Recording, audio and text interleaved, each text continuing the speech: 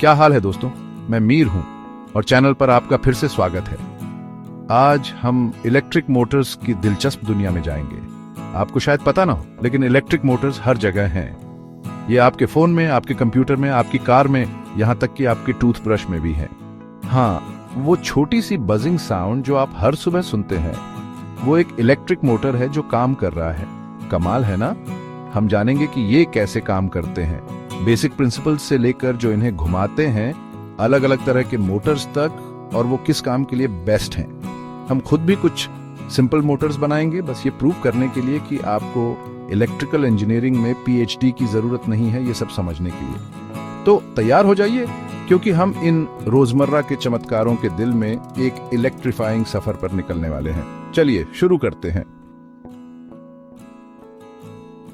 ठीक है, तो इससे पहले कि हम सभी अलग अलग तरह के मोटर्स के बारे में बात करें, चलिए एक कदम पीछे हटते हैं और उनके काम करने के बेसिक प्रिंसिपल्स को समझते हैं। मूल रूप से एक इलेक्ट्रिक मोटर इलेक्ट्रोमैग्नेटिज्म का यूज करके इलेक्ट्रिकल एनर्जी को मैकेनिकल एनर्जी में बदलता है, जिसका मतलब है कि यह इलेक्ट्रिसिटी को मोशन में बदलता है। काफी अच्छा है ना? अब ध्यान से सुनिए। एक वायर का लूप इमेजिन कीजिए जो एक मैग्नेटिक फील्ड के अंदर है। जब उस वायर से इलेक्ट्रिसिटी फ्लो होती है तो यह अपना मैग्नेटिक फील्ड क्रिएट करता है।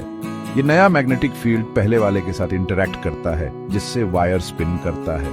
यह ऐसा है जैसे दो मैग्नेट्स एक दूसरे को पुश और पुल कर रहे हों, लेकिन मैग्नेट्स की बजाय हम फोर्स क्रिएट करने के लिए इलेक्ट्रिसिटी का यूज कर रहे हैं। मोटर को घुमाते रहने के लिए हमें वायर से फ्लोइंग करंट की डायरेक्शन को लगातार स्विच करते रहना होगा। यह स्विचिंग एक रोटेटिंग मैग्नेटिक फील्ड क्रिएट करता है जो स्टेशनरी मैग्नेट्स के साथ इंटरैक्ट करता रहता है, जिससे वायर कंटिन्यूअसली रोटेट करता है। और दोस्तों, यही हर इलेक्ट्रिक मोटर का बेसिक प्रिंसिपल है।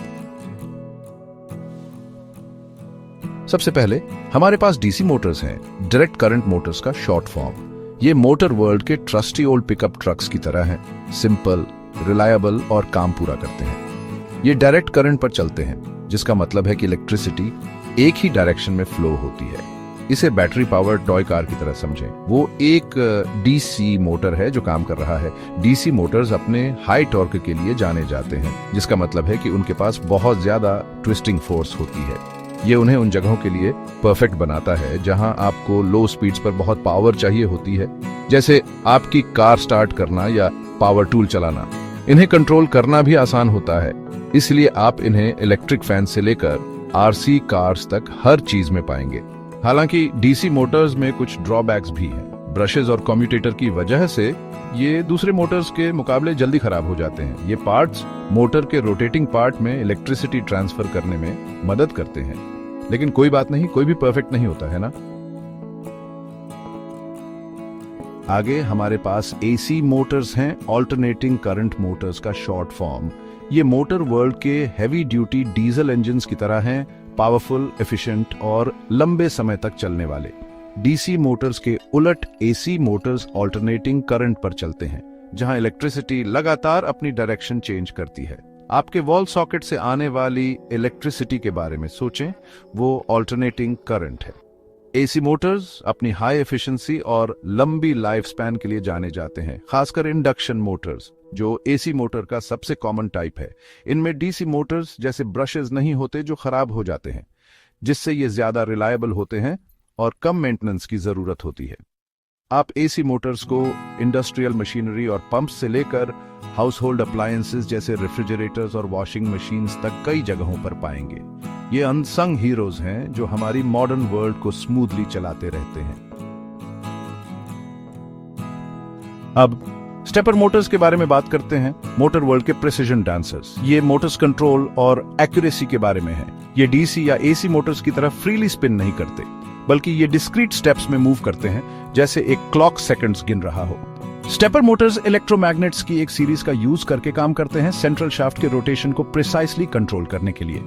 इलेक्ट्रिसिटी का हर पुल्स शाफ्ट को एक स्पेसिफिक एंगल से मूव करता है, जिससे इनक्रेडिबली एक्यूरेट पोजीशनिंग मिलती है।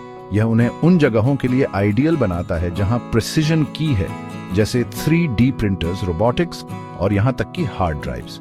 हाँ, ये सबसे फास्ट या पावरफुल मोटर्स नहीं होंगे, लेकिन जब प्रिसिजन और कंट्रोल की बात आती है, स्टेपर मोटर्स अपने आप में एक अलग ही लीग में है। अंत में हमारे पास सर्वो मोटर्स हैं, मोटर वर्ल्ड के स्ट्रॉन्गमैन। ये मोटर स्टेरॉइड्स वाले स्टेपर मोटर्स की तरह हैं। ये प्रिसिजन और पावर दोनों ऑफर करते हैं।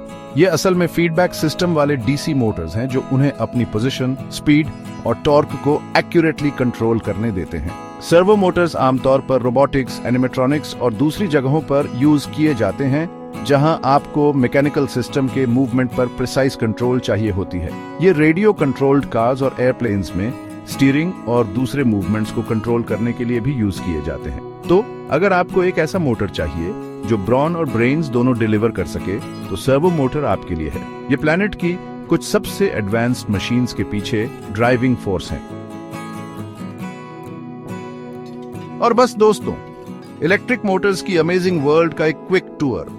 आपके बच्चे के टॉय में सिंपल डीसी मोटर से लेकर इंडस्ट्रियल मशीन्स को चलाने वाले पावरफुल एसी मोटर तक, इंजीनियरिंग के ये मार्वल्स हर जगह हैं, चुपचाप हमारी मॉडर्न लाइफ्स को पावर दे रहे हैं।